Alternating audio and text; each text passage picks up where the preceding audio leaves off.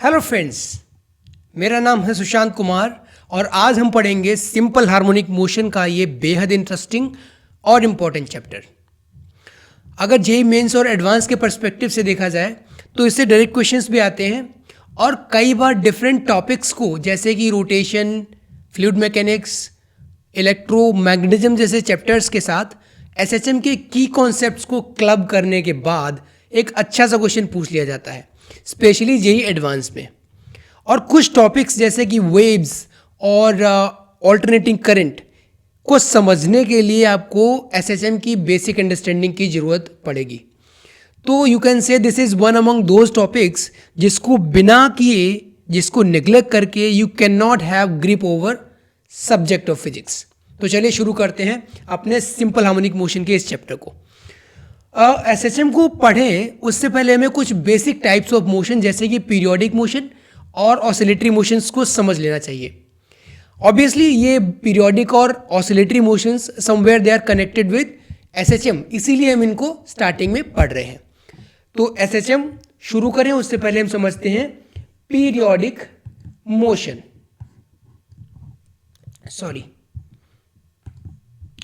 Periodic motion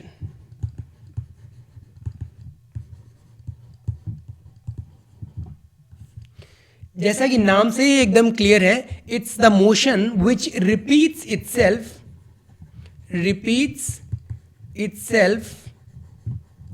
after a fixed period of time. Repeats itself after a fixed period of time. जैसे कि अब अगर आप अर्थ का मोशन देखें तो earth is revolving around sun और 365 दिन में अपना एक चक्कर कंप्लीट कर लेती है। तो 365 दिन बाद आप कह सकते हो कि earth is repeating it's motion, तो ये पीरियोडिक मोशन हो गया। वैसे अगर आप रोटेटरी मोशन को देखें अर्थ के, तो अर्थ अपने एक्सिस पे घूम रही है और 24 घंटे में एक चक्कर कंप्लीट कर लेती है। तो आप कह सकते हो कि earth is repeating it's motion after 24 hours.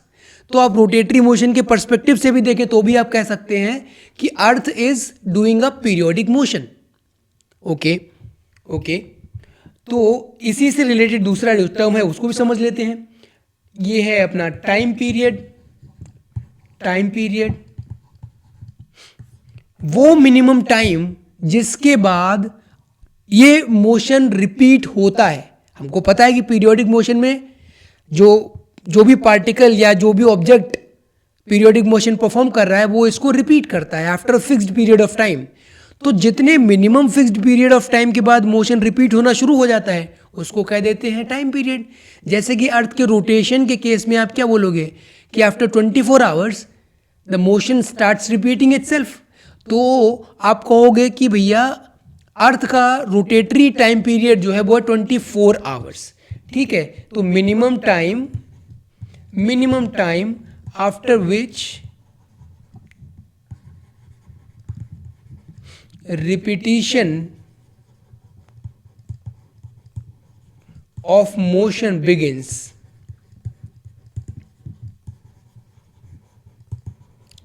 ठीक है, तो अर्थ के केस में अगर हम देखें तो अर्थ का रिवोल्यूशन का अगर देखें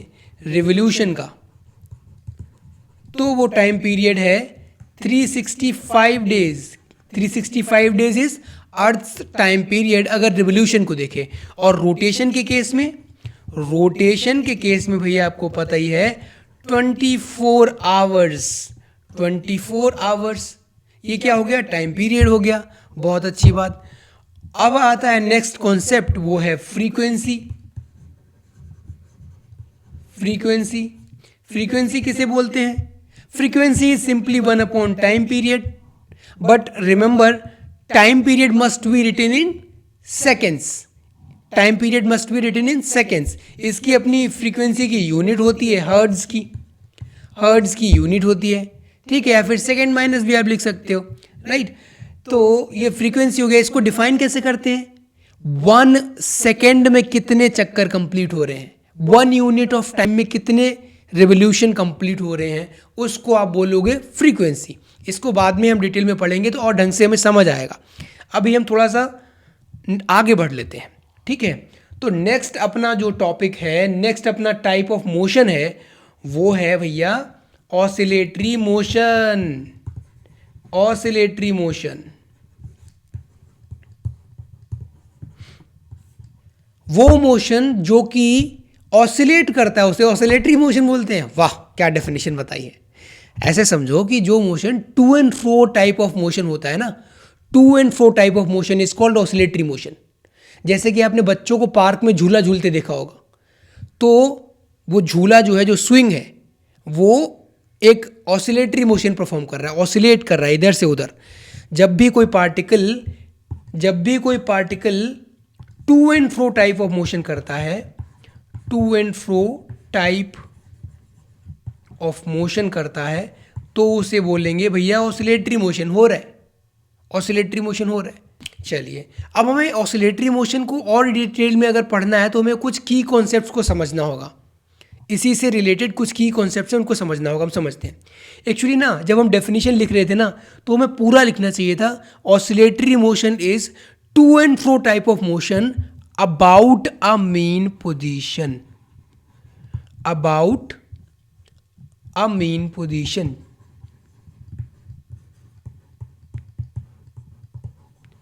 तो हमें अब समझना पड़ेगा भाई मीन पोजीशन क्या होता है। तो समझ लेते हैं। मीन पोजीशन वो पोजीशन होती है जहां पे आपका net force is zero. Net force zero होता है। मीन पोजीशन को हम एक एग्जांपल की मदद से समझते हैं। बॉब एंड पेंडुलम का एग्जांपल ले लेते हैं। कोई लेट्स से कोई पेंडुलम है जो कि आपने सीलिंग से यूं करके लटकाया हुआ है, और ये आपका बॉब उसमें लगा हुआ है। अब अगर आप इस बॉब को थोड़ा साइडवेज स्ट्रेच करके छोड़ेंगे, लेट्स से आपने थोड़ा सा साइडवेज स्ट्रेच किया, यहाँ पे लाए इसको, ये बॉब को, और यहाँ से छोड़ दिया। जब आप बॉब को, लेट्स से आपका ये पेंडुलम था, और जब आप इसको साइडवेज लेके जाओगे, छोड़ोगे यहाँ से, तो ऑब्वियसली बात है ये ऑसिलेट करना शुरू करेगा। ऐसे कुछ ऑसिलेट करेगा, ठीक है। जब ये ऑसिलेट करेगा तो इसमें एक ऐसी पोजीशन होगी जहाँ पे आपका नेट फोर्स ज़ीरो होगा। इसकी ट्रेजेक्ट्री अगर मैं बनाऊँ तो कैसे बनेगी भैया, ये बॉब जो है, ये दो पॉइंट्स के बीच में, ये ए से आपने छोड़ा तो ये बी से होता हुआ सी पे पहुँचेगा, फिर सी से बी पे ए पहुँचेगा, ऐसे करके कुछ ये चलेगा। तो भैया जो ये बी वाली पोजीशन है, यही वो पोजीशन है जहाँ पे आपका नेट फोर्स ज़ीरो है। ये बी वाली पोजीशन, नेट फोर्स ज़ीरो है। नेट फोर्स क्यों ज़ीरो है? क्योंकि यहाँ पे आपका टेंशन mg के वेट को बैलेंस कर रहा होगा, ठीक है। टेंशन और वेट बराबर होंगे। अब फोर्स ज़ीरो इसीलिए, तो अगर आपने इसको साइडवेज डिस्प्लेस नहीं किया होता तो ये पेंडुलम चुपचाप ऐसे ही लटका रहता। जब रेस्ट में लटका रहता, कोई पार्टिकल रेस्ट में है, तो उस पर नेट फोर्स तो ज़ीरो होना ही पड़ेगा, ठीक है। तो भैया ये अपना नेट फोर्स यहाँ पे ज़ीरो होगा, और जहाँ पे नेट फोर्स ज़ीरो होता है ऑसिलेशन में, उस पोजीशन को ही आप बोल देते हो मीन पोजीशन। मीन पोजीशन, ठीक है, मीन पोजीशन। चलो, अब हमने क्या देखा कि इसी मीन पोजीशन के अबाउट अपना ऑसिलेशन हो रहा है, अपना to and fro type of motion हो रहा है।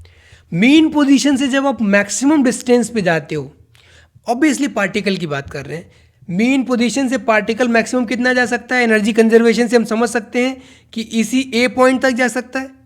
तो ये जो मैक्सिमम डिस्टेंस होती है मीन पोजीशन से, उनको बोल देते हैं एक्सट्रीम पोजीशन। एक्सट्रीम पोजीशन, बढ़िया बात है। अगर ये एक्सट्रीम है तो भैया सी वाली भी तो एक्सट्रीम होगी। एक्सट्रीम पोजीशन, यानी कि एक्सट्रीम पोजीशन वो पोजीशन है जो कि मीन पोजीशन से मैक्सिमम डिस्टेंस पे है, ठीक है। और इसी से रिलेटेड कुछ और कॉन्सेप्ट होता है भैया कि अपना एक्सट्रीम पोजीशन और मीन पोजीशन के बीच की जो डिस्टेंस होती है, ए और बी के बीच की डिस्टेंस, ये जो मैंने येलो से बनाई हुई है, ए और बी के बीच की जो डिस्टेंस है, इसी को भाई हम बोल देते हैं एम्पलीट्यूड। एम्पलीट्यूड, तो एम्पलीट्यूड क्या हो गया? एम्पलीट्यूड अपना हो गया है amplitude is the distance between mean position and extreme position. ठीक है, एक्सट्रीम पोजीशन कौन सी पोजीशन थी? जो कि मीन पोजीशन से मैक्सिमम डिस्टेंस पे थी।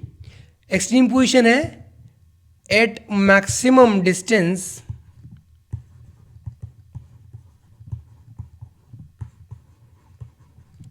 Eight maximum distance from mean position. चलिए, अच्छी बात है। ये तो हमने इस एग्जाम्पल से कुछ चीज़ें समझी। इसी से रिलेटेड एक और कॉन्सेप्ट जो हमें समझना है वो है अपना रीस्टोरिंग फोर्स का कॉन्सेप्ट।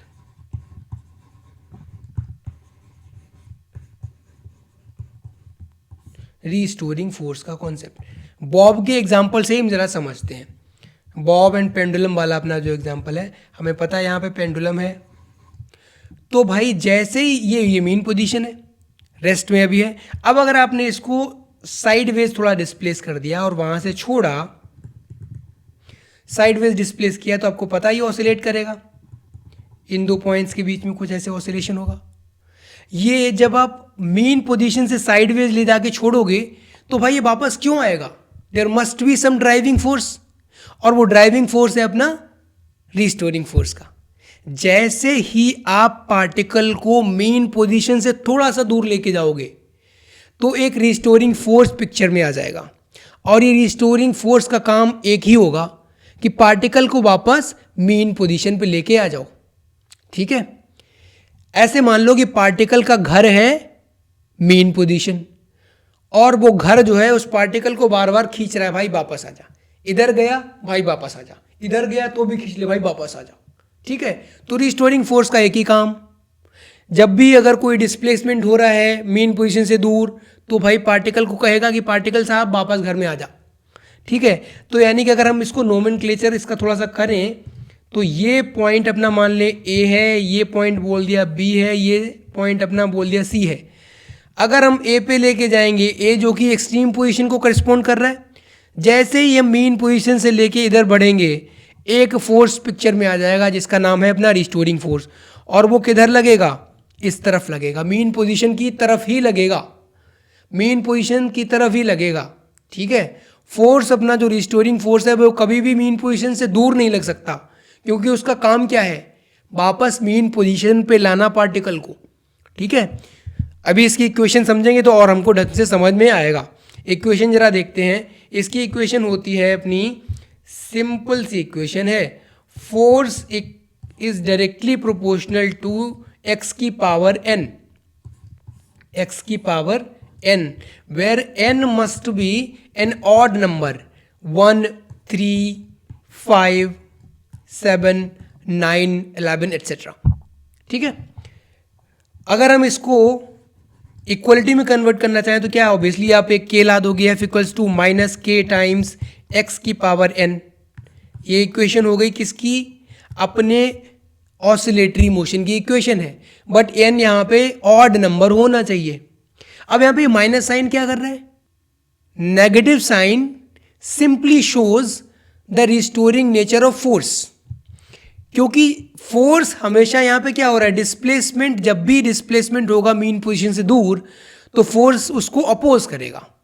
ठीक है, डिस्प्लेसमेंट वेक्टर और फोर्स वेक्टर दोनों ऑपोजिट हैं, इसी को डिपिक्ट करने के लिए अपना नेगेटिव साइन यहाँ पे आया हुआ है। नेगेटिव साइन किस लिए आया हुआ है? क्योंकि वो डिस्प्लेसमेंट को अपोज कर रहा है, यानी कि रिस्टोरिंग नेचर का अपना फोर्स है।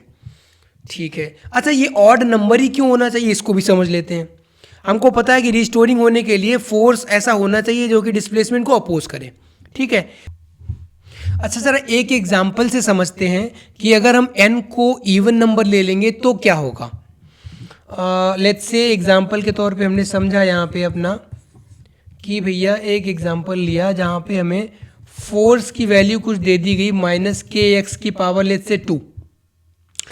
ठीक है, तो जरा आप सोचिए अगर फोर्स की वैल्यू ये है तो मीन पोजीशन क्या होगी? मीन पोजीशन वो पोजीशन होती है जहाँ पे अपना फोर्स जीरो होता है, नेट फोर्स जीरो होता है, तो एफ की वैल्यू जीरो कब होगी, जब जब एक्स की वैल्यू जीरो होगी यहाँ पे। यानी कि ऐसा कुछ ड्रॉ कर लेते हैं, लेट्स से this is your extreme position, ये दूसरी एक्सट्रीम पोजीशन है, और ये एक्स इक्वल्स टू यहाँ पे कुछ जीरो है। भाई जरा देखो, अगर ये ऑसिलेटरी मोशन है तो ऐसे कुछ होना चाहिए, एक एक्सट्रीम से दूसरे एक्सट्रीम, फिर दूसरे एक्सट्रीम से पहले एक्सट्रीम का मोशन ये कंटिन्यू होना चाहिए। जरा इसको चेक करते हैं। एक्स इक्वल टू जीरो पे हमें पता है फोर्स जीरो है, तो ये मीन पोजीशन है, बहुत अच्छी बात है। अगर हम कोई पॉजिटिव डिस्प्लेसमेंट लेते हैं, लेट्स से हमने पॉजिटिव डिस्प्लेसमेंट ले लिया एक्स इक्वल्स टू वन के बराबर, लेट्स से ये हम आ गए एक्स इक्वल्स टू वन पे, एक्स इक्वल टू वन पे फोर्स क्या होगा, फोर्स की वैल्यू हो जाएगी माइनस के, माइनस के। ठीक है, बहुत अच्छी बात है। आपने डिस्प्लेसमेंट पॉजिटिव लिया है इस डायरेक्शन में एक्स इक्वल टू वन का, तो आपका जो फोर्स है वो नेगेटिव आया है। बहुत अच्छी बात, हमको ये समझ आ गई है कि भैया फोर्स को अपोज कर रहा है, सॉरी डिस्प्लेसमेंट को अपोज कर रहा है अपना फोर्स। तो ये भैया हमें दिख रहा है कि मीन पोजीशन की तरफ फोर्स लग रहा है, तो इससे तो लग रहा है कि हाँ भाई ये रिस्टोरिंग नेचर का हो सकता है। बट हम दूसरी साइड भी तो हमें चेक करना पड़ेगा। लेट्स से हमने डिस्प्लेसमेंट ले लिया है x equals to minus one के बराबर, हमने डिस्प्लेसमेंट ले लिया। अगर हमने x equals to minus one का डिस्प्लेसमेंट लिया है लेट्स से, तो यहाँ पे हम कहीं पहुँच गए, तो अपना फोर्स की वैल्यू कितनी हो जाएगी, फोर्स की वैल्यू हो गई है माइनस के टाइम्स माइनस वन का स्क्वायर, यानी फोर्स की वैल्यू हो गई माइनस के। और आप देखो जरा, फोर्स की जो डायरेक्शन है वो नेगेटिव में ही आ गई, क्योंकि के एक पॉजिटिव कांस्टेंट है कुछ, तो फोर्स की वैल्यू भी नेगेटिव है, डिस्प्लेसमेंट की वैल्यू भी नेगेटिव है। और हमने देखा था कि भैया कभी भी रिस्टोरिंग फोर्स अगर मीन पोजीशन से दूर लग रहा है तो वो रिस्टोरिंग फोर्स है ही नहीं। रिस्टोरिंग फोर्स का तो एक ही काम है ना, पार्टिकल को वापस मीन पोजीशन पे लेके आना। तो ये तो भाई पार्टिकल को क्या करेगा, इधर लेफ्ट साइड ही भगा देगा, तो मीन पोजीशन पे पार्टिकल कभी आएगा ही नहीं। यानी कि अगर आपने इवन नंबर ले लिया तो आपका फोर्स रिस्टोरिंग नेचर का नहीं बचेगा। इसी वजह से इस इक्वेशन में, ऑसिलेटरी मोशन की इस इक्वेशन में, force equals to minus k x की पावर एन, इसमें n must be odd, n must be an odd number. बढ़िया, बहुत अच्छी बात। तो ये अपना हो गया रिस्टोरिंग फोर्स का कॉन्सेप्ट। अब आते हैं अपने core concept S H M पे। Okay, S H M, simple harmonic motion. ये वो मोशन है जो कि आप कह सकते हो कि this is the simplest form of, this is the simplest form of oscillatory motion, the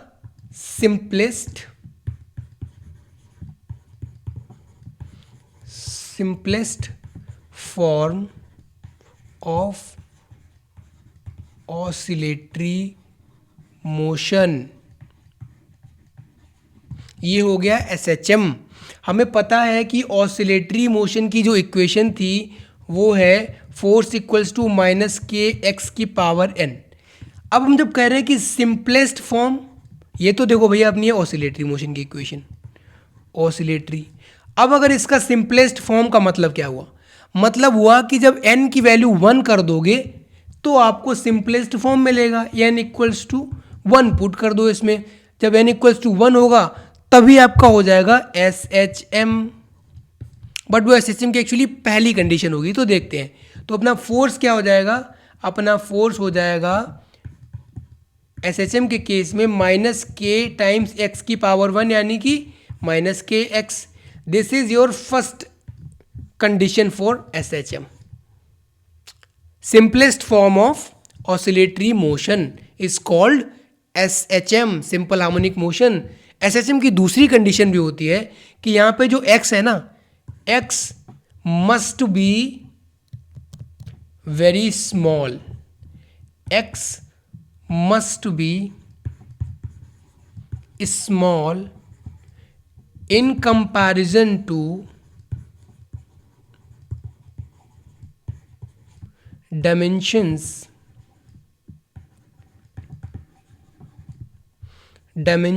of environment। Okay, ये यहां पे डायमेंशन ऑफ एनवायरनमेंट क्या है, जैसे कि आप सिंपल पेंडुलम का केस लो, तो उसमें एक लेंथ आएगी, लेंथ ऑफ स्ट्रिंग, जो कि हम बाद में पढ़ेंगे। लेंथ ऑफ स्ट्रिंग आएगी, तो लेंथ ऑफ स्ट्रिंग के कंपैरिजन में जब आपका जो डिस्प्लेसमेंट होगा बॉब का, जो बाद में फिर से हम पढ़ेंगे, बाद में बता रहा हूँ, समझ में नहीं आए तो टेंशन मत लीजिएगा। लेंथ ऑफ स्ट्रिंग उसके कंपैरिजन में जो डिस्प्लेसमेंट ऑफ बॉब का करोगे या बॉल का करोगे वो छोटा होगा, तभी आपका एसएचएम कहलाएगा। पहली तो कंडीशन होनी ही पड़ेगी, पहली जो कंडीशन है that is force equals to minus k x type का, उसके साथ साथ दूसरी कंडीशन भी होनी पड़ेगी कि भैया एक्स छोटा होना चाहिए in comparison to the dimension of environment. Environment को हमने समझा कि अगर स्ट्रिंग है अपनी पेंडुलम की, तो स्ट्रिंग के कंपैरिजन में जो डिस्प्लेसमेंट है वो छोटा होना चाहिए। अच्छी बात। तो अगर हमें force equals to minus k x मिल जाए तो ये अपनी इक्वेशन हो गई एसएचएम की। और ये है क्या, अल्टीमेटली अभी भी ये ऑसिलेशन ही है। तो अभी एसएचएम को एक स्प्रिंग ब्लॉक सिस्टम के एग्जांपल से समझते हैं।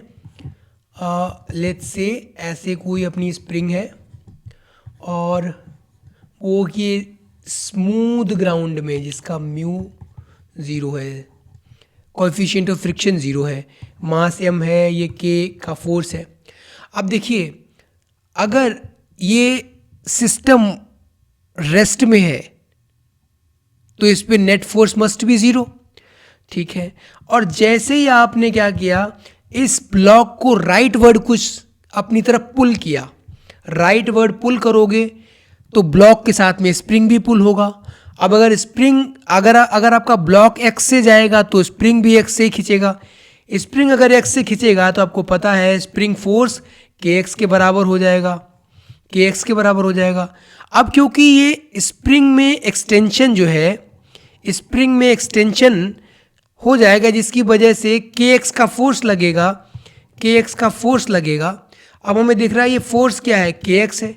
बट यार अपना जो के एक्स का फोर्स होता था वो तो यार एसएचएम की इक्वेशन में आता है। बिल्कुल सही बात है, यानी कि अपना ब्लॉक एसएचएम करेगा। अच्छी बात है। आपने क्या किया अभी तक, मैंने क्या स्टोरी की है, एक ब्लॉक है जो कि आपने राइट वर्ड एक्स के डिस्प्लेसमेंट से खींचा है। इस एक्स के डिस्प्लेसमेंट की वजह से लेफ्ट वर्ड एक फोर्स आया है, लेफ्ट वर्ड एक फोर्स आया है, उस फोर्स की वैल्यू के एक्स है। अब क्योंकि के एक्स ये है तो अपना एसएचएम होने वाला है, क्योंकि यही अपनी एसएचएम की इक्वेशन होती है, फोर्स वर्सेस डिस्प्लेसमेंट की। ठीक है, अच्छी बात है। तो भाई अब समझिए, जैसे ही इस ब्लॉक को आप एक्स खींच के छोड़ोगे तो ये लेफ्ट की तरफ भागेगा, क्योंकि लेफ्ट की तरफ ही इसमें एक रिस्टोरिंग फोर्स है।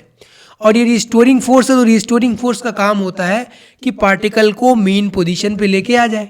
मीन पोजीशन वो पोजीशन होती है जहाँ पे पार्टिकल रेस्ट में होता है। हमने देख रखा है कि यार ये वाली लाइन जो है ना, ये अपनी ये इस जगह पे ब्लॉक मीन पोजीशन पे था क्योंकि ये रेस्ट में था, यानी कि ये वाली लाइन आप कह सकते हो कि मीन पोजीशन की करस्पॉन्डिंग रहेगी, मीन पोजीशन करस्पॉन्डिंग है। ठीक है भैया, बट यार जब तक ये पार्टिकल मीन पोजीशन पे पहुंचेगा तब तक आप देखोगे कि एक फोर्स लेफ्ट वर्ड लगता रहेगा।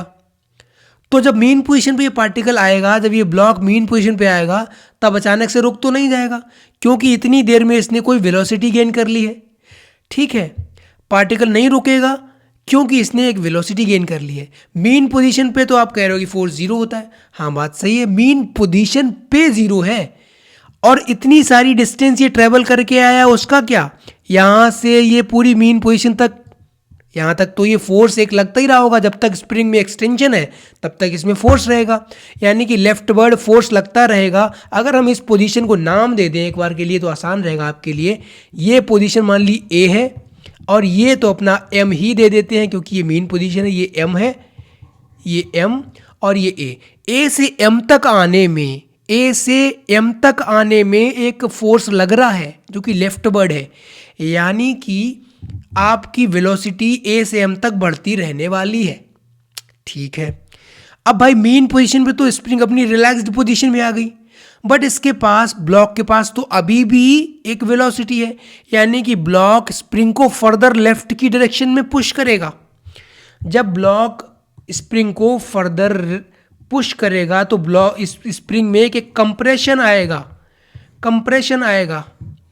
इस कंप्रेशन, ये कंप्रेशन कितना आएगा, मैक्सिमम ये कंप्रेशन आ सकता है भाई, ये मैक्सिमम कंप्रेशन जो है ये आ सकता है x के बराबर। x के बराबर क्यों? आप एनर्जी कंजर्वेशन कर लीजिए, क्योंकि ये कब तक ये ब्लॉक स्प्रिंग को पुश करेगा, जब तक कि ये ब्लॉक रुक ना जाए बिल्कुल। ठीक है, तो भैया स्टार्टिंग में एनर्जी स्प्रिंग में जितनी थी वो सारी की सारी एनर्जी अपनी फिर से वापस स्प्रिंग में आ जाएगी, लेकिन पहले स्प्रिंग में एक्सटेंशन वाली एनर्जी थी, अब स्प्रिंग में जो यहाँ पे थर्ड पोजीशन अपन ड्रॉ कर रहे हैं, अब इसमें केवल स्प्रिंग में कंप्रेशन वाली एनर्जी होगी। ठीक है तो दोनों ही पोटेंशियल एनर्जी। ठीक है, तो भैया हमें पता है दोनों एनर्जी बराबर हैं, तो स्प्रिंग का तो अपनी एनर्जी क्या होता है, हाफ के एक्स स्क्वायर। तो यहाँ पे भी पहली पोजीशन में भी स्प्रिंग में जो भाई ए पे था जब ब्लॉक अपना, तो हाफ के एक्स स्क्वायर के बराबर एनर्जी थी। अब ये दूसरी पोजीशन में जब ये वाला एक्सट्रीम देखोगे तो यहाँ पे भी एनर्जी केवल स्प्रिंग के पास ही है, ब्लॉक तो रुक जाएगा, तो यहाँ पे भी हाफ के एक्स स्क्वायर होनी चाहिए। तो यानी एक्सप्रेशन जो अपना स्प्रिंग का कंप्रेशन है वो भी एक्स के बराबर ही होना चाहिए। ठीक है भैया, अब इस पोजीशन को नाम दे देते हैं अपन बी। ए पोजीशन राइट वर्ड हमको दिख रहा था एक्स का एक्सटेंशन था, बी पोजीशन में हमको दिख रहा है लेफ्ट वर्ड एक्स का ही एक्सटेंशन है, एक्स का ही कंप्रेशन है। अब जरा यहां से अगर एम से बी का आप मोशन एनालाइज करें तो देखेंगे कि भैया जैसे ही एम से बी की तरफ पार्टिकल बढ़ेगा वैसे वैसे कंप्रेशन बढ़ेगा। और भाई कंप्रेशन जो है, कंप्रेशन की डायरेक्शन हमको दिख जानी चाहिए कि वो तो राइट साइड लगेगी, क्योंकि ये अपना रिस्टोरिंग नेचर का फोर्स है और रिस्टोरिंग नेचर का फोर्स हमेशा मीन पोजीशन की तरफ ही लगने वाला है। ठीक है, तो भैया हमें पता चल गया कि फिर से अपना डिस्प्लेसमेंट और इसका फोर्स का डायरेक्शन ऑपोजिट है। चलो एक बार इसको एक स्ट्रेट लाइन पे ड्रॉ करके समझ लेते हैं पूरे मोशन को। ये अपना मान लिया हमने मीन पोजीशन है, इसको दे दिया ए, इसको नाम दे दिया बी। ए वाला है मैक्सिमम एक्सटेंशन वाली पोजीशन, बी वाली है मैक्सिमम कंप्रेशन वाली पोजीशन। तो भाई हम पहला वाला मोशन क्या एनालाइज करना है, जब पहली बार वो ए से एम की तरफ पार्टिकल जा रहा है तो भाई फोर्स किधर है, फोर्स हमको दिख रहा है, फोर्स इसी डायरेक्शन में है। ठीक है, फोर्स इसी डायरेक्शन में, उसकी वैल्यू कितनी है, के एक्स के बराबर, मतलब जितना भी एक्सटेंशन होगा स्प्रिंग में उसको के से मल्टीप्लाई करोगे तो फोर्स हमको दिख जाएगा जो कि लेफ्ट डायरेक्शन में है। यानी कि ए से एम में आने में वेलोसिटी बढ़ाई जा रही है, वेलोसिटी बढ़ रही है।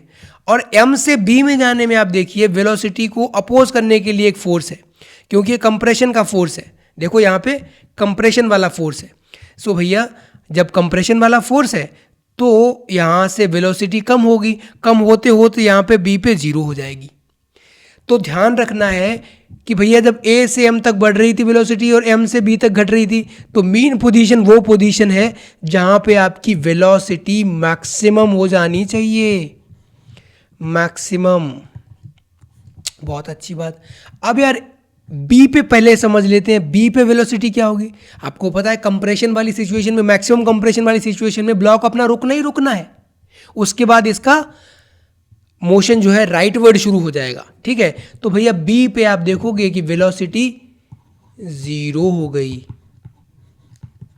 और ए पे वेलोसिटी भी जीरो है। क्यों जीरो है, क्योंकि भैया हमको पता है आपने ये इतना ही खींच के छोड़ा है, तो जितना खींचना था वहां पे खींच दिया, तो जैसे ही आप छोड़ोगे वैसे ही पार्टिकल चलना शुरू करेगा, उससे पहले तो रेस्ट में ही था, यानी कि वेलोसिटी जीरो है। यहाँ पे ए और बी पे वेलोसिटी जीरो है, तो जहाँ पे वेलोसिटी जीरो होती है ना वो होते हैं अपने एक्सट्रीम पोजीशन, यानी कि ए और बी क्या है, एक्सट्रीम्स है। एक्सट्रीम पोजीशन का आपको पता है हमने कैसे डिफाइन किया था, maximum distance from the mean position. अब यार यहाँ पे वेलोसिटी अगर जीरो नहीं होती तो यानी कि फर्दर राइट साइड जा रहा होता, यानी कि मैक्सिमम डिस्टेंस होती ही नहीं मीन पोजीशन से। आप समझ रहे हो, तो यानी कि ए और बी दोनों ही एक्सट्रीम पोजीशन है, ये एक्सट्रीम्स है। ये बहुत अच्छी बात है, ए और बी एक्सट्रीम पोजीशन है और ये अपना एम क्या है, ऑब्वियसली मीन पोजीशन है। एक्सट्रीम पोजीशन पर वेलोसिटी जीरो है और मीन पोजीशन पर वेलोसिटी मैक्सिमम है। क्यों मैक्सिमम, ये हमने सारा समझ लिया है। बहुत अच्छी बात। अच्छा, इसके बाद मोशन का क्या होगा, हमने ए से बी तक का तो मोशन देख लिया है, इसके बाद क्या होने वाला है, इसके बाद भी भाई सिंपल सी बात है, आपको पता है कि भैया जैसे बी से मोशन होगा उसके बाद का मोशन ड्रॉ कर लेते हैं। भाई जैसे ही आप बी से मोशन, बी कौन सी कंडीशन थी, मैक्सिमम कंप्रेशन वाली, जो मैक्सिमम, सॉरी बढ़ा लेते हैं उतना ही जितना बनाया है, ये अपना बी पे मैक्सिमम कंप्रेशन है, तो भाई फिर से के एक्स का फोर्स लगेगा। अब फोर्स लगेगा यहाँ से मोशन फिर से स्टार्ट होगा, और फिर भाई कब तक लगेगा, जब तक ये मीन पोजीशन पे पहुँचेगा। जब ये पार्टिकल मीन पोजीशन पे पहुँचेगा तो इसने फिर से मैक्सिमम वेलोसिटी गेन कर ली होगी, अब फिर से ये मीन पोजीशन पे नहीं रुकेगा। मीन पोजीशन पे जब भी पहुँचेगा तो पार्टिकल की वेलोसिटी मैक्सिमम यहाँ पे पहुँच गया मीन पोजीशन पे। मीन पोजीशन के बाद पे यहाँ पे इसने वेलोसिटी गेन कर ली है, वी मैक्स है। फिर से एनर्जी कंजर्वेशन से आप समझ सकते हो, ठीक है। ज़्यादा डिटेल में आगे जाऊंगा नहीं मैं, डिटेल क्या मतलब, डिटेल तो समझा दिया है, अब ज़्यादा मैं इसको एलैबोरेट नहीं करने वाला हूँ इसके बाद, ठीक है। तो वेलोसिटी के बाद क्या करेगा, फिर यहाँ पे वेलोसिटी है मीन पोजीशन पे, अब जा रहा है राइट वर्ड, तो ये फिर क्या करेगा, फिर से भैया इलोंगेशन देखने को मिलेगा आपको स्प्रिंग में इलोंगेशन मतलब एक्सटेंशन, यानी कि फिर से ये पहुँच जाएगा अपनी ए वाले एक्सट्रीम पे। ये बी वाला एक्सट्रीम था, ये ए वाला एक्सट्रीम, यानी ए से बी के बीच में ये मोशन कंटिन्यू करेगा परपेचुअल, क्योंकि हमने आइडियल सिचुएशन ले रखी है, यहाँ पे एनर्जी लॉस हो नहीं रहा है, ठीक है। चलिए बहुत अच्छी बात है, अब हमको समझ आ गया है कि वेलोसिटी मैक्सिमम होती है मीन पोजीशन पे और एक्सट्रीम पोजीशन पे वेलोसिटी 0 होती है। चलिए बढ़िया बात है। अच्छा, आपको जब फोर्स वर्सेस डिस्प्लेसमेंट की इक्वेशन मिल रही है तो ये इनफ नहीं है, आपको आना चाहिए कि भैया डिस्प्लेसमेंट को टाइम के रिस्पेक्ट में कैसे लिखें, एक्सेलरेशन क्या है, वेलोसिटी क्या है, इन सब की इक्वेशन भी लिखना आना चाहिए टाइम के रिस्पेक्ट में। तो उसी के लिए हम कुछ रीअरेंजमेंट करते हैं और आपको समझ आएगा। देखो, फोर्स की वैल्यू अगर माइनस के एक्स के बराबर है तो एक्सेलरेशन की वैल्यू आप लिख सकते हो minus k by m times x. Simple सा force equals to m a वाला इक्वेशन लगा दिया तो आपको एक्सेलरेशन की वैल्यू मिल गई, acceleration equals to minus k by m times x, और एक्सेलरेशन होता है अपना d2x upon dt square. Displacement का double differentiation with respect to time, यही तो एक्सेलरेशन होता है। तो ये हो गया अपना minus k by m times x, ये सारे टर्म्स को एक साथ लेके आते हैं तो d2x upon dt square plus k upon m times x equals to 0। ये आपकी इक्वेशन आ गई है। गौर से देखिए यार, ये अपनी ना एक डिफरेंशियल इक्वेशन है जो कि आप 12th क्लास में पढ़ेंगे, मैथ्स में पढ़ेंगे आप, ठीक है। तो यहाँ ज़्यादा हमें समझने की ज़रूरत नहीं है इसको, बट ये देख लो यार, ये डिफरेंशियल इक्वेशन है, इसके कुछ सॉल्यूशंस आते हैं। अब वो प्योर मैथमेटिक्स है, वो हमारे काम की नहीं है, मैथ्स में आप ऑल्दो पढ़ेंगे, इसके बहुत सारे सॉल्यूशंस होते हैं, बट जो अपने काम का सॉल्यूशन है वो अपन यूज़ करते हैं, उस सोल्यूशन को ले लेते हैं। There are many solutions, but अपने काम का जो है अपना जनरल सोल्यूशन जो है वो ये है। अगर आपको x की वैल्यू लिखनी है तो वो है a times sine of under root k by m times t plus phi. ध्यान रखिएगा, यहाँ पे a भी एक कांस्टेंट है, under root k by m तो तुम्हें दिख ही रहा है कांस्टेंट है, और फाई भी अपना एक कांस्टेंट है। देखो यार, ये x की या डिस्प्लेसमेंट की इक्वेशन में हमें ये रूट वाले टर्म्स ऑब्वियसली पसंद नहीं आ रहे होंगे। अब क्योंकि आपको पता है k और m दोनों ही कांस्टेंट हैं, तो k बाई एम भी एक कांस्टेंट है और उसमें रूट ले रखा है, तो क्यों ना हम कुछ ऐसा कांस्टेंट से रिप्लेस कर दें जो कि स्क्वायर के टर्म में हो। तो हम क्या करते हैं ना, के बाई एम को रिप्लेस कर देते हैं एक ओमेगा स्क्वायर के कांस्टेंट से। ओमेगा और ओमेगा स्क्वायर दोनों यहाँ पे कांस्टेंट है। इसका क्या सिग्निफिकेंस है हम ये बाद में समझेंगे कि ओमेगा क्यों लिया है, उसको ओमेगा ही क्यों लिया, ठीक है, वो हम बाद में समझेंगे। अभी के लिए आप मान लीजिए कि के बाई एम की वैल्यू को पुट कर दिया ओमेगा स्क्वायर, और यहाँ पे omega square is a constant. तो यार एक्स की वैल्यू अपनी a times sine omega t plus phi. तो अब अपनी जनरल इक्वेशन जो है इस तरीके से आ गई है, x equals to A sine omega t plus phi, जहाँ पे फाई भी कांस्टेंट है, ओमेगा भी कांस्टेंट है और a भी कांस्टेंट है। ये हमको समझ आ गया है। और ध्यान रखने के लिए कि ओमेगा स्क्वायर की वैल्यू के बाई एम है, तो ओमेगा की value under root k by M है, वो चलो बाद में भी हम देख लेंगे अभी के लिए, ठीक है। तो x की वैल्यू हमें पता चल गई। ठीक है। अगर डिस्प्लेसमेंट पता है तो हम वेलोसिटी भी निकाल सकते हैं सॉरी। तो वेलोसिटी क्या हो जाएगा, वेलोसिटी को निकालने के लिए आपको एक्स को डिफ्रेंशिएट करना पड़ेगा विद रिस्पेक्ट टू टाइम। तो डिफ्रेंशिएट जब करोगे तो क्या आएगा, ये a omega cos of omega t plus phi. Sine का डिफ्रेंशिएशन होता है कॉस, और उसके बाद चेन रूल लगा देंगे तो भैया ओमेगा बाहर आ जाएगा ये, ठीक है, ए ओमेगा हो जाएगा टोटल में। वेलोसिटी की वैल्यू क्या हो गई, a omega cos omega t plus phi. अब अगर यार इसी वेलोसिटी को आप चाहो तो डिस्प्लेसमेंट के टर्म्स में भी लिख सकते हो। क्या करोगे, velocity equals to A omega, अब क्या करेंगे, कॉस को साइन से रिप्लेस कर देंगे। साइन से रिप्लेस करेंगे तो साइन वाला टर्म जो है एक्स के टर्म्स में आ सकता है, देख रहे हो यहाँ पे साइन वाला टर्म जो है एक्स की वैल्यू साइन के टर्म में, यानी cos square theta plus sine square theta वाला फॉर्मूला लगाएंगे। तो यार कॉस की वैल्यू हमको पता ही कितनी हो जाएगी, 1 minus sine square omega t plus phi. अब क्या करिए, ए को इस स्क्वायर रूट के अंदर लेके जाइए, ओमेगा बाहर रहने दीजिए, ए को अंदर लेके जाएंगे तो ये स्क्वायर हो जाएगा, यानी कि क्या बचेगा, a square minus a square sine square omega t plus phi, ठीक है, फाई। अब जरा गौर से देखिए आप भाई, ये वाला टर्म ना, ये तो एक्स स्क्वायर लिखा हुआ है ना अपना, तो क्या करेंगे, इसको वापस एक्स स्क्वायर लिख देंगे। तो ये क्या हो गया, ओमेगा टाइम्स ए स्क्वायर माइनस ये वैल्यू तो एक्स स्क्वायर हो गई, यानी कि वेलोसिटी की वैल्यू आपको मिल गई है डिस्प्लेसमेंट के टर्म में, वो क्या हो गई, velocity equals to omega times under root A square minus x square. और दूसरी जो पहली इक्वेशन थी, सॉरी टाइम के रिस्पेक्ट वाली, वो तो हमको पता ही थी। अब सेम आप एक्सेलरेशन भी पता करना चाहेंगे, एक्सेलरेशन जब पता करना चाहेंगे तो आप क्या लिखेंगे, एक्सेलरेशन कैसे मिलेगा, आप भैया जो ये वेलोसिटी वाली इक्वेशन थी इसको एक बार और डिफरेंशिएट कर दोगे तो आपको एक्सेलरेशन मिल जाएगा। तो करिए डिफरेंशिएट, जब आप डिफरेंशिएट करने जाएंगे तो ए ओमेगा तो कांस्टेंट है यहाँ पे, ये ए ओमेगा कांस्टेंट है, किसके रिस्पेक्ट में डिफरेंशिएट कर रहे हैं, टाइम के रिस्पेक्ट में, क्योंकि एक्सेलरेशन क्या होता है, d v by d t होता है।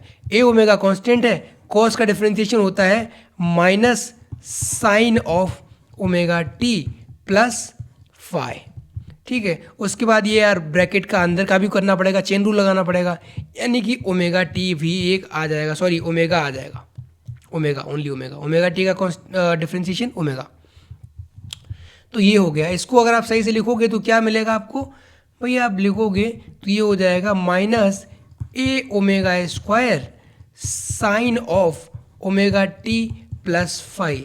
फिर से ध्यान से देखिए, ध्यान से देखेंगे तो आपको दिखेगा कि यार ये साइन ओमेगा टी और ए को अलग लिख के आप इसको तो कुछ लिख सकते हो एक्स के बराबर, तो भाई लिख दो, सिंपल सा लिख दो, यानी कि minus a sine omega t plus phi वाला टर्म अलग कर लो और ओमेगा स्क्वायर इधर रहने दो, तो आपको मिलेगा minus a sine omega t plus phi, इसकी वैल्यू मिल गई एक्स के बराबर, और यहाँ पे ओमेगा स्क्वायर, यानी एक्सेलरेशन की वैल्यू हो गई है, एक्सेलरेशन की वैल्यू जो है वो हो गई माइनस ओमेगा स्क्वायर एक्स। कोई दिक्कत नहीं, आप देखो एक्सेलरेशन की वैल्यू जब आपकी माइनस ओमेगा स्क्वायर एक्स हो गई, तो यार ये देखो एक्सेलरेशन आपका डायरेक्टली प्रोपोर्शनल, यहाँ से भी प्रूव हो गया कि एक्सेलरेशन जो है डायरेक्टली प्रोपोर्शनल है आपके डिस्प्लेसमेंट के, रिवर्स प्रूव हो गया। प्रूव तो क्या ही हो गया, हमने डिस्प्लेसमेंट की, सॉरी हमने एसएसएम की इक्वेशन से ही स्टार्ट किया था, तो ये तो आना ही था, राइट। एक्सेलरेशन की वैल्यू हमको पता चल गई, चलो बढ़िया बात है। यानी कि अब वेलोसिटी के हमने दो फॉर्मूले पता चल गए, एक डिस्प्लेसमेंट के टर्म में, दूसरा टाइम के टर्म्स में, ठीक है। दोनों याद रखेंगे तो अच्छा रहेगा हमारे लिए। और ये हमें पता है, ये अपना x equals to A sine omega t plus phi, ये अपना जनरल इक्वेशन है एसएचएम की, अगर आप टाइम के रिस्पेक्ट में लिखना चाहें। चलो बहुत अच्छी बात है। अब जरा देखते हैं इन सारे टर्म्स की मैक्सिमम और मिनिमम वैल्यू, मैक्सिमम और मिनिमम वैल्यू जरा देखो। आपको पता है मैक्सिमम डिस्प्लेसमेंट कितना होता है, मैक्सिमम डिस्प्लेसमेंट जो होता है मीन पोजीशन से मैक्सिमम डिस्प्लेसमेंट एम्पलीट्यूड के बराबर होता है, x equals to A sine omega t plus phi है। अब देखिए ये साइन का फंक्शन है, आप चाहते हो x की मैक्सिमम वैल्यू मिल जाए आपको, x की मैक्सिमम वैल्यू, तो यार एक्स मैक्स कैसे मिलेगा? एक्स मैक्स मिलेगा, इस फंक्शन को मैक्सिमाइज करिए। आप देखो ये साइन है, साइन की मैक्सिमम वैल्यू 1 होती है। अगर साइन की मैक्सिमम वैल्यू 1 होती है तो यहाँ पे मैक्सिमम वैल्यू पुट कर देंगे। ए तो एक कांस्टेंट है, यानी एक्स मैक्स क्या हो गया? ए के बराबर हो गया, कैपिटल ए के बराबर हो गया। यानी कि जनरल इक्वेशन में ये वाला जो टर्म आ रहा है ना, ये अपना एम्पलीट्यूड के ही बराबर आ गया। ए यहाँ पे क्या हो गया?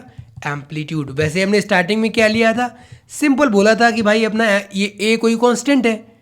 फिर हमें पता चला कि यार ये तो जनरल इक्वेशन है, यहाँ से हमने इसकी एक्स की मैक्सिमम वैल्यू निकाली जो कि ए के बराबर आ गई, और एक्स की मैक्सिमम वैल्यू एम्पलीट्यूड होती है, यानी ए यहाँ पे एम्पलीट्यूड रिप्रेजेंट कर रहा है।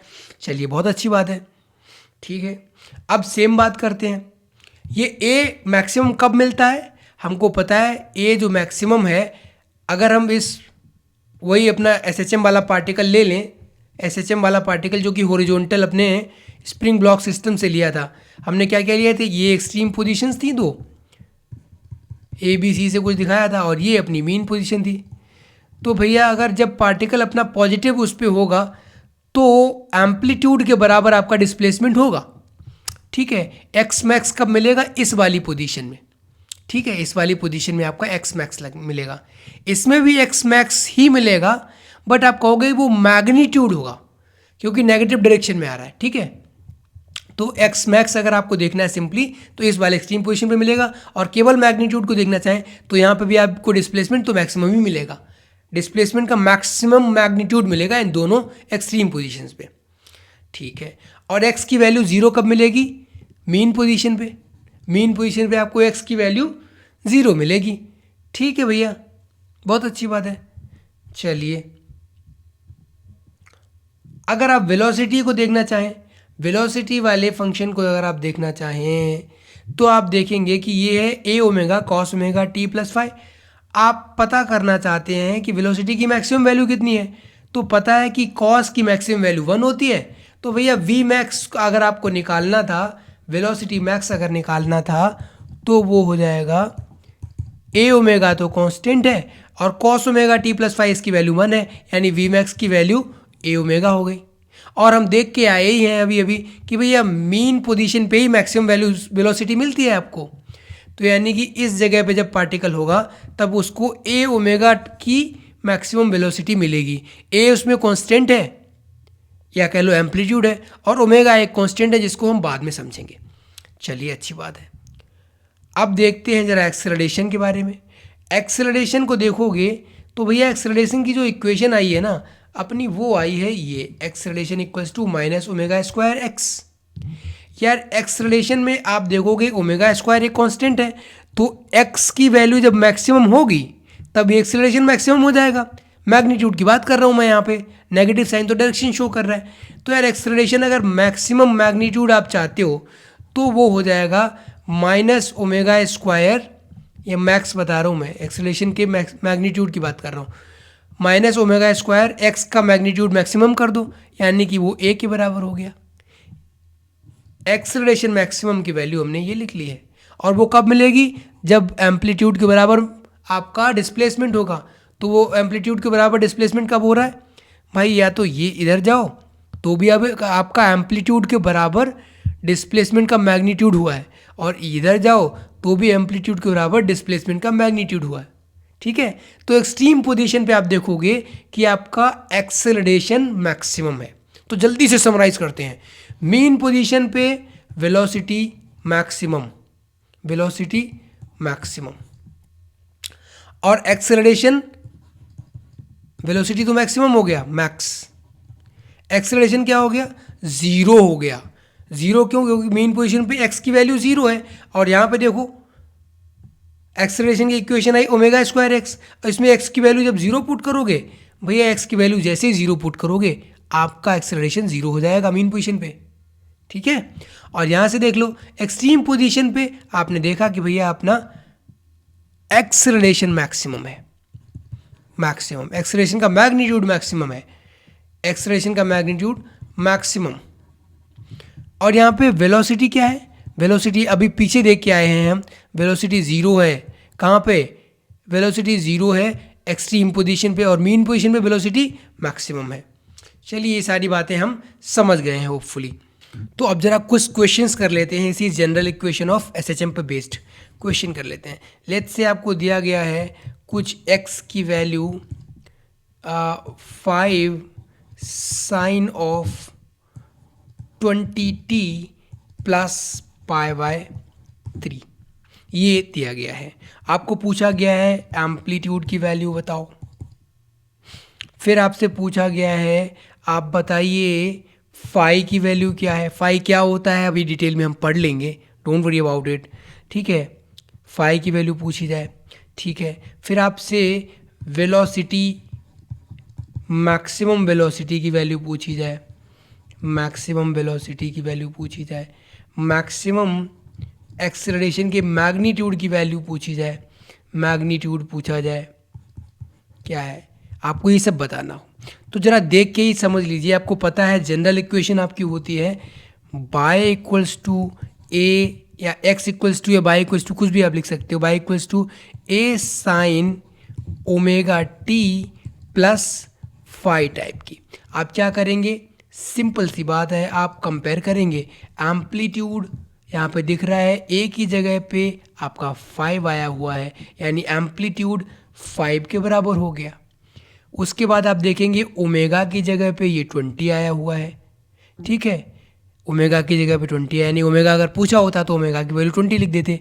फाई की जगह पे आपका दिख रहा है पाई बाय 3 आ गया, यानी फाई की वैल्यू पाई बाय 3 आ गई। मैक्सिमम वेलोसिटी क्या होती है, तो पहले मैक्सिमम वेलोसिटी भी निकाल लेंगे। ज़रा क्यों ना हम वेलोसिटी की इक्वेशन ही लिख दें, हम डिफ्रेंशिएट करके अगर आप लिखने जाएंगे तो वेलोसिटी की वैल्यू हो जाएगी 5 times 20 into cos of 20t plus pi by 3। ये प्लस है, सॉरी प्लस है ये, ठीक है। वैसे इक्वेशन लिखने की ज़रूरत नहीं है बट मैंने लिख दिया, अगर पूछा जाता कुछ ऐसा तो वेलोसिटी की वैल्यू आपको आ गई है 100 times cos of 20t plus pi by 3। तो यार ये 100 क्या है, आपको पता है कि 100 यहाँ पे इस फंक्शन की मैक्सिमम वैल्यू है, तो वेलोसिटी की मैक्सिमम वैल्यू भी 100 हो जाएगी। और वो हमें वैसे भी पता है मैक्सिमम वेलोसिटी होती है ए ओमेगा के बराबर। तो ए यहाँ पे क्या था, अगर ये सारा ना भी करते, इक्वेशन ना भी लिखते तो सिंपली ए ओमेगा लिख देते। ए की वैल्यू 5 है और ओमेगा की वैल्यू हमको दिख रही है कितनी है, 20 है, तो ये हो गया अपना 100। अब अगर मैक्सिमम एक्सेलरेशन पूछा जाता तो मैक्सिमम एक्सेलरेशन क्या होता है, एक्सेलरेशन की वैल्यू जो होती है माइनस ओमेगा स्क्वायर एक्स होती है। इसका मॉड लेंगे तो यार ये माइनस हटा देंगे, ऑब्वियस सी बात है। अब ओमेगा स्क्वायर यहाँ पे मैक्सिमाइज करना है इस फंक्शन को, वो होता है ओमेगा स्क्वायर ए कर दोगे एक्स की जगह पे, क्योंकि ए ही एक्स की मैक्सिमम वैल्यू है। तो यार ओमेगा स्क्वायर की वैल्यू कितनी हो गई, 20 का स्क्वायर इंटू 5, तो ये आपको पता चलेगा 405 2000। बहुत बड़ा वैल्यू आ गया ये, तो कोई फ़र्क नहीं पड़ता हमें।